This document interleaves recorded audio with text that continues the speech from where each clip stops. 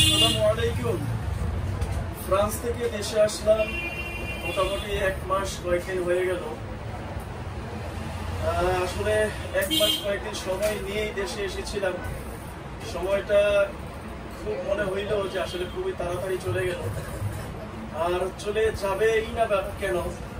দেশে আসার পরে আসলে বাবা মা শ্বশুর শাশুড়ির ছত্র ছায়ায় সময়টা কেটে গেছে।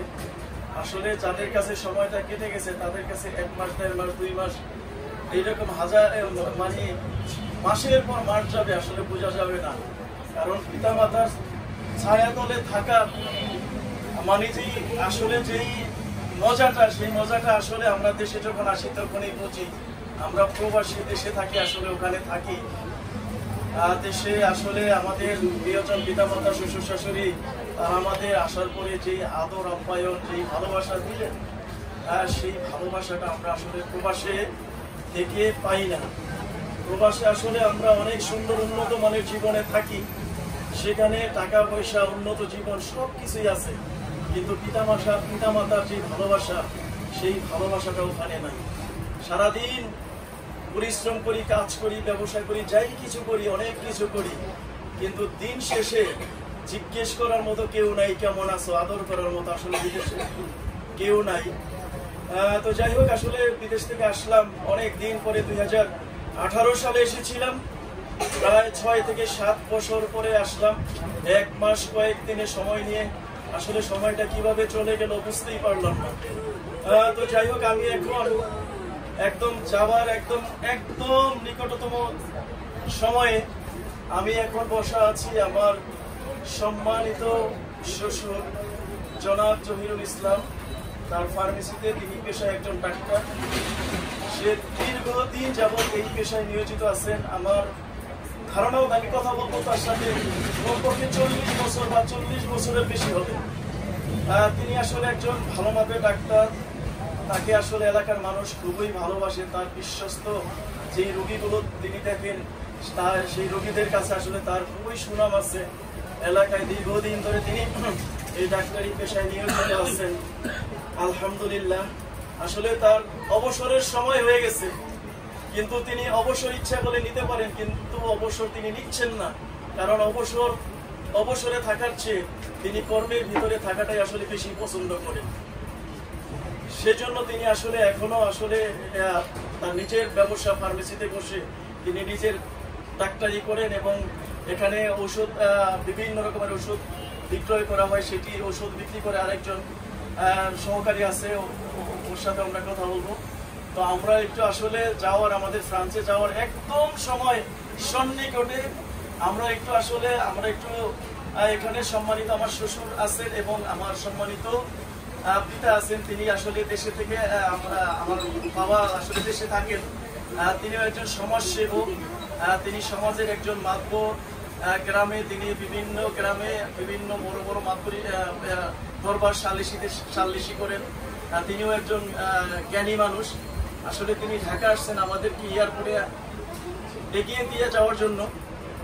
তো যাই হোক, আসলে আমার সম্মানিত শ্বশুর, আমার বাবা, দুইজন আমার সবচেয়ে সম্মানিত ব্যক্তিত্ব। তারা দুইজন আমার পাশে বসে আছেন। আসলে একটা মেমোরি নিয়ে যাওয়ার জন্য আসলে তাদের সাথে আমি একটু সময় দেওয়ার চেষ্টা করতেছি। তো যাই হোক, আমরা চলে যাব, একদম সময় কাছে গেছে। যাই হোক, আমরা একটু আমার সম্মানিত শ্বশুরের কাছে একটু জানতে চাইবো যে আমরা আসলাম, তিনি আমাদেরকে কি আদর আপ্যায়ন করালেন, সেটা আসলে ভাষা দিয়ে প্রকাশ করা সম্ভব নয়। আসলে পিতামাতা এমন জিনিস, সারা দুনিয়াটা পিতামাতার জন্য যদি কুরবানি করে দেওয়া হয়, তাও পিতামাতার ঋণ শোধ করা সম্ভব না। এই কয়েকদিনে পিতামাতা শ্বশুর শাশুড়ির যেই ভালোবাসা পেলাম, সেই ভালোবাসার প্রতিদান আসলে কোনোভাবেই দেওয়া সম্ভব না। তো যাই হোক, আমি একটু আমার শ্বশুরের কাছে যাচ্ছি। তিনি আসলে দীর্ঘদিন ধরে এই ডাক্তারি পেশায় নিয়োজিত আছেন। তিনি তার এই পেশা সম্পর্কে কিছু সংক্ষেপে বলবেন, এবং আমরা আসলে আমরা চলে যাচ্ছি, আমাদের বিষয়ে কিছু নাসিহা করবে, কিছু পরামর্শ দিবেন। আমরা তাহলে একটু তার কাছে যাচ্ছি। আসসালামু আলাইকুম ওয়া রাহমাতুল্লাহি ওয়া বারাকাতুহু। আমার স্নেহের জামাতা, বড় জামাতা এতক্ষণ অনেক কিছু উপস্থাপন করলেন, তার অনুভূতি সম্পর্কে আপনারা বুঝতে পারছেন। আজকে 1 মাস অতিবাহিত হলো, মনে হয় কিভাবে পার হলো জানি না। দীর্ঘ 6.5 বছর পরে আবার পুনরায় বাংলাদেশে আসলো। আমাদের কাছে মনে হয় ক্ষণিকের সময় চেয়ে আমাদের পাশে ছিল। আমার নাতিরা, মেয়ে বড় কন্যা জামাতা ফ্রান্সে থাকেন। তারা দীর্ঘদিন পরে আসার পরে গ্রামের বাড়িতে কিছুদিন কাটালেন। তো সেখান থেকে আসার পরে বিদায় নিয়ে সকল আত্মীয় স্বজনের বা মাছ থেকে বিদায় নিয়ে আসার পরে কান্নার রোল পড়ে গেল। যতটুকু জানলাম মনে হয় যেন কেউ চির বিদায় হয়ে যাচ্ছে, আর পাবে না, এইরকমেরই একটা আর্তনাদ শুনতে পাইলাম। সেই পালা এখন আমাদের কাছেও চলে আসছে। আমি এখানে দীর্ঘ বহু বছর থেকে আপনার ডাক্তারি পেশায় নিয়োজিত আছি, চিকিৎসা ব্যবস্থা দেই, ঔষধ ব্যবসা করি। তো আজকে আমার কাছে আসছেন শেষ বিদায় নেওয়ার জন্য তার বাবাকে নিয়ে। তার বাবা অত্যন্ত সরল প্রাণের একজন মানুষ, সমাজের সুখ দুঃখে মানুষের সাথে জড়াই আছেন, বিচার আচার সালিশি করেন, শান্তি শৃঙ্খলার জন্য সে একজন স্বতন্ত্র প্রহরীর মতো কাজ করেন। তো যাই হোক, আজকে ক্রান্তি লগ্নে যখনই ভাবি যে আমার বড় কন্যা জামাতা, আমার নাতিরা আবার চলে যাবেন, ওরা পুনরায় আচ্ছা আমাদেরকে পাবেন কি পাবেন না এই চিন্তাই করি। আর বুক ফেটে আর্তনাদ আসতেছে, কিভাবে তাদেরকে বিদায় দিব। তাদের বিদায় দিতে আমার কলিজাটা ফেটে যাচ্ছে, আমি ভাষায় ব্যক্ত করতে পারছি না। আবার কবে তাদেরকে এইভাবে কাছে পাবো সেই চিন্তাই আমি এখন অধীর আগ্রহে আছি। কিভাবে তাদেরকে এয়ারপোর্টে পৌঁছে দিয়ে বাড়ি ফিরবো, আবার অসহায়ের মতো হয়ে যাব। আমার এই কন্যা, এই নাতি, জামাতা কবে আমাদের মাঝে আসবে তা আমি জানি না। এজন্য আমার মাঝে খুব আর্তনাদ। আপনারা দোয়া করবেন আমরা যেন সবাই সবাই পর্যায়ে থাকতে পারি। আল্লাহ সবাইকে ভালো রাখেন, যে যেখানে থাকেন সেখানেই যেন তারা ভালো থাকেন, সুস্থ থাকেন, এটাই কামনা। আমি যখনই কাহারও কোনো সমস্যা শুনি তখনই আল্লাহর দরবারে দাঁড়াইয়া যাই, 2 রাকাত নামাজ পড়ে দোয়া করি আল্লাহ যেন আবার আমাদেরকে পুনরায় দেখা করান, সেই তৌফিক আল্লাহ দেন। আপনারা দোয়া করবেন, সবার কাছে এই দোয়াই চাই। আসসালামু আলাইকুম ওয়া রাহমাতুল্লাহ। আলহামদুলিল্লাহ, আমার সম্মানিত শ্বশুর অনেক কথা বললেন, অনেক সুন্দর। মানে যে কথাগুলো বললেন, যে মায়ার কথা বললেন, এই মায়া, পিতামাতা শ্বশুর শাশুড়ির মায়া, আসলে এইটা এই অনুভূতি মানে বোঝাবার মতো কোনো ভাষা আমাদের জানা নাই। আসলে তারা যেই আদরে আমাদের এই কয়েকদিন তাদের কাছে আমরা অতিবাহিত করলাম, এটা আসলে ভাষায় প্রকাশ করার মতো না। তাদের দিন আসলে আমরা কোনো দিন আসলে দিতে পারবো না। এখানে একটা মিটিং আছে আমার ঘরের ভিতরে। তো যাই হোক এখন একটু আমার সম্মানিত বাবা আছেন, তিনি আসলে আসছেন আমাদের এগিয়ে দিয়ে যাওয়ার জন্য। একটু তার অনুভূতি আমরা একটু জানার চেষ্টা করি, দেখি তিনি কি বলেন। আসসালামু আলাইকুম। আমার বড় ছেলে জাহাঙ্গীর আলম বিদেশ থেকে ফ্রান্সে। আমরা বাড়িতে দেখি না, অনেক সময় ওনাকে দেখি না। আমার নাতি, ছেলের বউ বা এবং দেখতে মন করে দেখতে পারি না, কিন্তু 1 মাসের ছুটি নিয়ে আসছি। তবে এই যে 1টা মাস কাইটে গেল, কিন্তু কীভাবে যে গেল এটা মানে বলতে পারি না। কিন্তু এখন দেখে মন ভরে নাই। এরপরও সময় শেষ, তো ফ্রান্সে মানে এখন ঢাকার বাড়ির থেকে ঢাকা আসছি আগাই দিতে। আপনারা যারা আরও আমার ছেলের বন্ধু বান্ধব বা নিজস্ব লোক ফ্রান্সে অনেকেই থাকেন, আপনারা সবাই মিলেমিশে থাকবেন, এটাই আশাবাদ। এরপরে আমরা যে এই যে আমরা জায়গাটা মনের কিছুতে ভুল দিতে পারি না, কিন্তু অনেক বাড়ির থেকে অনেক দূরে থাকে এরা,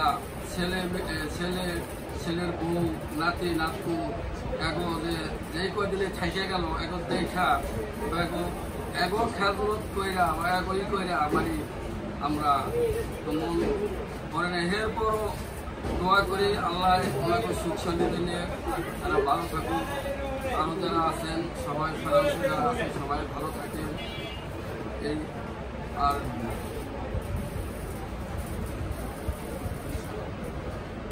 এই পর্যন্ত আর কি বলার কিছু নাই, আমরা দোয়া করে দিই তারা ভালো থাকুন। আসসালামু আলাইকুম ওয়া রাহমাতুল্লাহি ওয়া বারাকাতুহু। আলহামদুলিল্লাহ, আলহামদুলিল্লাহ। আমার সম্মানিত শ্বশুর এবং আমার সম্মানিত পিতা অনেক সুন্দর করে বললেন আমাদেরকে। আসলে অল্প সময়ের জন্য তাদের মাঝে আমরা এসেছিলাম, তারা আসলে আমাদের যেইভাবে আদর ভালোবাসা দিলেন, যেটা পিতামাতার ভালোবাসা তো সবচেয়ে বড় ভালোবাসা পৃথিবীর। আসলে এরপরে আমরা অনেক দিন পর আসার পরে তারা বলা চলে 24 ঘন্টায় আমাদের আদর ভালোবাসা দেওয়ার উপরেই রাখলেন। আসলে পিতামাতার ঋণ কোনোদিনই শোধ করা সম্ভব না। আমরা আসলে দোয়া করি আমার সম্মানিত বাবা, আমার সম্মানিত শ্বশুর, তাদেরকে আল্লাহ তাআলা নেক হায়াত দান করুন, তাদেরকে আল্লাহ দুনিয়া এবং আখিরাতে সর্বোত্তম প্রতিদান দান করুন। তারা আমাদেরকে যেইভাবে আদর ভালোবাসা দিচ্ছেন, আল্লাহ তাআলা যেন দুনিয়ার জমিনে এবং পরকালে যেন তাদেরকে এইরকম আদর ভালোবাসা দিয়ে তাদেরকে যেন সম্মানিত করে, সেটা আমার তরফ থেকে দোয়া রইল। অনেক ভালো লাগলো তাদের কথা শুনে। আসলে মানে তাদের যেই ভালোবাসা, সেই ভালোবাসা কোনোদিনই ভোলার মতো না। যাই হোক, কিছুই করার নাই, আমরা যেহেতু বিদেশে থাকি, প্রবাসী, আমাদের তো চাইতেই হবে। তো যাই হোক, এই আর কি। তো আমরা একটু ফার্মেসিতে আসছি এখন। ফার্মেসির সামনে একটু আমরা একটু সামনে দেখার চেষ্টা করবো। মাহিম, এদিকে আসো। এটা হচ্ছে আসলে ফার্মেসির সামনের সাইড। এই ছেলেটা আসলে, তোমার নাম কি? মোহাম্মদ মাহিম হোসেন। ও সাইজে অনেক ছোট, কিন্তু ওর এখানে গেঞ্জির ভিতরে জিনিয়াস লেখা ছিল। আজকে গেঞ্জিটা পরো নাই, তোমার গেঞ্জির ভিতরে জিনিয়াস লেখা ছিল। ও একটা জিনিয়াস ছেলে। ও ছোট হইল, ও মানে এই ফার্মেসিটা অনেক সুন্দর করে যত্নের সাথে চালাইতে পারে, সেই যোগ্যতা ওর আছে। খুবই ভালো লাগে। তুমি বলো কিছু। তুমি ফার্মেসির সব ওষুধ মোটামুটি তোমার মুখস্থ, সব জানো এখন? এখানে যত ওষুধ আছে সব তোমার জানা না? কোন ক্লাসে পড়ো তুমি? মাত্র ক্লাস 7-এ পড়ে। এত ছোট মানুষ, সে ফার্মেসিতে শত আইটেমের ওষুধ আছে, সব ওষুধ তার মুখস্থ। এত ছোট মানুষ একটা ফার্মেসি এত সুন্দর করে ম্যানেজ করে সে চালায়। খুবই ভালো ছেলে, ওর জন্য দোয়া রইল। আল্লাহ তাআলা ওকে নেক হায়াত দান করুক, ওকে যেন অনেক বড় করে, সেই দোয়ার জন্য রইল। আর কি, তোমাকে অনেক ধন্যবাদ। কিছু বলবো না তুমি? হ্যাঁ, কষ্ট হয় না তোমার ফার্মেসিতে? ঠিক আছে সবকিছু তোমার? হ্যাঁ ঠিক আছে না? এই হচ্ছে আমার বাবা সাবির। শহীদুল একটু দেখা। শহীদুল কেমন আছো তুমি? ভালো আছো? হ্যাঁ, তুমি কিছু বলো। হ্যাঁ, তুমি বলবো না কিছু? হ্যাঁ, আচ্ছা ঠিক আছে। যাই হোক, আমরা আসলে আমার সম্মানিত শ্বশুরের ফার্মেসিতে একটু ভিজিট করলাম। তিনি তো আগেই বলেছি, তিনি দীর্ঘদিন ধরে এই পেশায় নিয়োজিত আছেন। তিনি একজন বিশিষ্ট সেবক। দোয়া করি তার জন্য, আমার পিতা এখানে ছিলেন, তাদের জন্য দোয়া রইল। আল্লাহ তাআলা যেন তাদের সর্বোত্তম প্রতিদান দান করে। এবং পাশাপাশি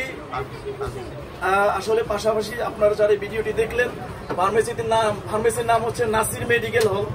দীর্ঘদিন ধরে এই ফার্মেসির নাম নাসির মেডিকেল হল, এখনো সেই নামেই আছে আমার ছোট ভাইয়ের নামে। ছোট ভাইও একজন বিশিষ্ট ব্যবসায়ী। ও আমার শ্বশুরকে বলেছিল যে ফার্মেসির বিজনেস আমার করার দরকার নেই, কিন্তু সে অবসরে থাকতে চায় না, যাইতে চায় না। তিনি আসলে এখানে বসে বসে সময় কাটান। যাই হোক, ভালো লাগলো, অনেক ভালো লাগলো। ফার্মেসি ভিজিট করলাম, আমরা তার সাথে কথা বললাম। আল্লাহ তাআলা তাদেরকে নেক হায়াত দান করুক। সবাইকে যারা দেখছেন, আমাদের সাথে শেয়ার হলেন, সবাইকে অনেক অনেক ধন্যবাদ জানাচ্ছি।